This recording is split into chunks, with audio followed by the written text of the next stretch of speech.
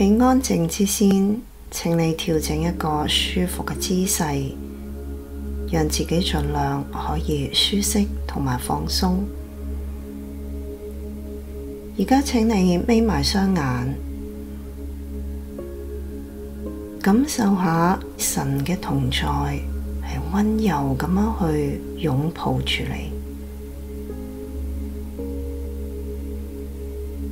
無論你此時此刻心情係點樣嘅，而家請你專注喺神嘅身上，因為呢一刻神就喺呢一度，與你同在。讓我哋一同透過深呼吸嚟專注於神，吸入從神而嚟嘅真光，呼出黑暗，吸入感恩、平安、喜樂，呼出擔憂、焦慮、不安。再嚟一次，吸入從神而嚟嘅真光，呼出黑暗，吸入感恩、平安、喜樂，呼出擔憂、焦慮、不安。你可以一路做呢個深呼吸嘅練習。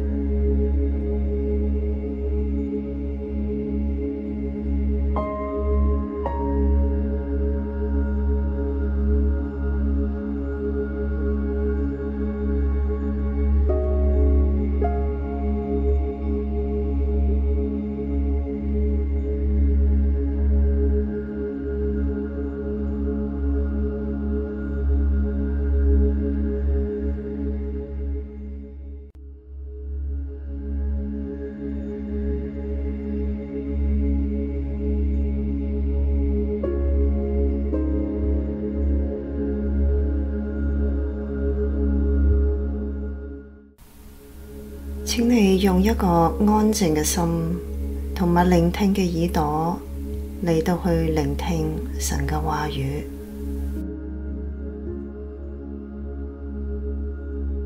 哥林多後書4章6至7節，那吩咐光從黑暗裏照出來的神，已經照在我們心裏，叫我們得知神榮耀的光顯在耶穌基督的面上。我們有這寶貝放在瓦器裏，要顯明這莫大的能力是出於神，不是出於我們。4章16至18節，所以我們不喪膽，外體雖然毀壞，內心卻一天新似一天。我們這至暫至輕的苦楚，要為我們成就極重無比、永遠的榮耀。原來我們不是顧念所見的，乃是顧念所不見的，因為所見的是暫時的，所不見的是永遠的。如果頭先神藉住佢嘅話語嚟觸動你嘅心，而家你可以喺心中咀嚼呢一啲嘅話語，將嗰句嘅經文重複咁樣去默念。究竟呢句說話對我當下嘅處境有咩意義呢？你亦都可以默想，神嘅真光係咪喺我心裏面照耀住我呢？我有冇感受到真光嘅能力呢？今日我呢一個瓦器係點樣一個狀態呢？係裂開定係完整呢？我係咪願意破碎自己，讓神嘅光由我呢一個瓦器滲透出嚟呢？